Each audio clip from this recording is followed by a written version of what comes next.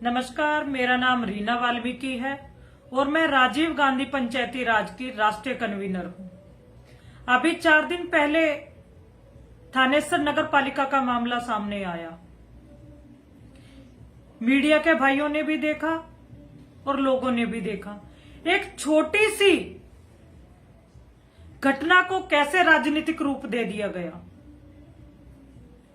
Meeting से पहले ही नगर पालिका ईओ द्वारा एक लेटर जारी किया गया था और उस लेटर के अंदर स्पष्ट तौर पर लिखा गया था कि जिन व्यक्तियों ने चुनाव लड़ा है वही व्यक्ति मीटिंग के अंदर आए।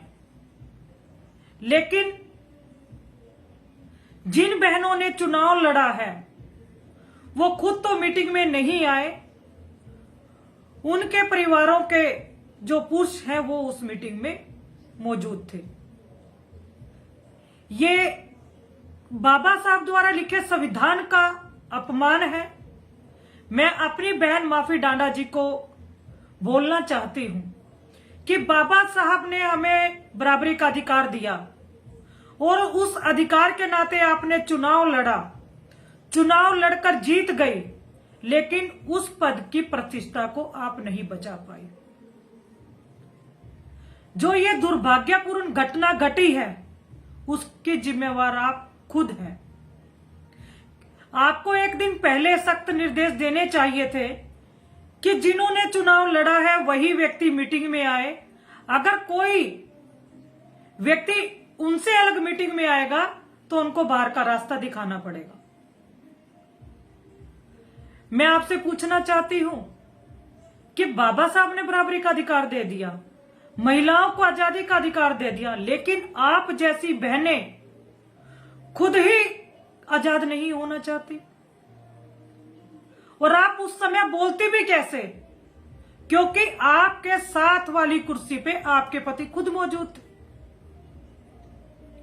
मैं अपनी बहन से कहना चाहती हूं और भाइयों से भी कहना चाहती हूं, जब वो महिलाएं जिन्होंने चुनाव लड़ा था स्पष्ट रूप से पता था कि चुनाव जीतने के बाद उनको मीटिंग में आना पड़ेगा, लेकिन ये पुरुष प्रधान, इनको कुर्सी का इतना लालच है कि वो अपनी बहनों को, अपनी पत्नी को चुनाव तो लड़वा देते हैं और उनके जहन में, एक दिमाग में एक बात बिठा देते हैं कि तुमने कुछ नहीं करना, केवल चुनाव लड़ना है, बाकी काम मैं खुद करूंगा।